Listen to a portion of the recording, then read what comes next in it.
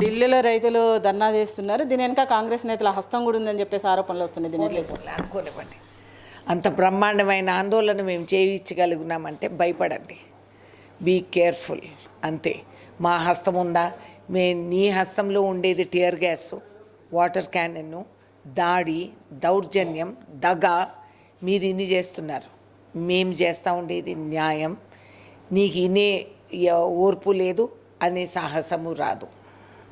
రాష్ట్రంలో కాంగ్రెస్ పార్టీ పడిపోతుంది, దీని వెనక కాంగ్రెస్ నేతల హస్తమే ఉందని చెప్పేసి కూడా బీఆర్ఎస్ నేతలు ఆరోపణలు చేస్తున్నారు. అసలు అలాగే చెప్తారు, ఇంకేం చేస్తారు పాపం, ఓడిపోయారు కదా.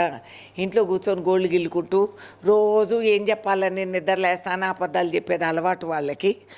లోడా చెప్తానే ఉంటారు. మేము ఉంటామా పోతామా నువ్వు ఎవడరా నిర్ణయానికి? ఇది ప్రజలు ఎన్నుకున్న ప్రభుత్వం.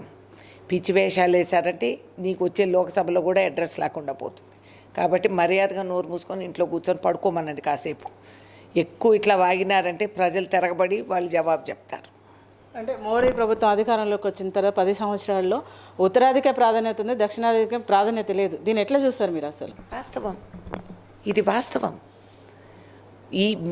ప్రతి దక్షిణాది రాష్ట్రం నుంచి మేము కాంట్రిబ్యూట్ చేసే ఫండ్స్ కేంద్రానికి మాకు 12 పైసలు, 26 పైసలు, ఈ విధంగా ఏదో భిక్షం వాళ్ళ ఆస్తిలో వాటా పెట్టినట్టు వాళ్ళు ప్రవర్తిస్తున్నారు.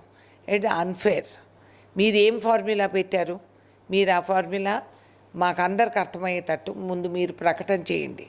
రైట్ టు ఇన్ఫర్మేషన్ అనేది కాంగ్రెస్ పార్టీ ఏర్పాటు చేసింది. ప్రతి భారతీయుడికి అడిగి తెలుసుకునే అధికారము, హక్కు ఉంది. జవాబు చెప్పమనండి.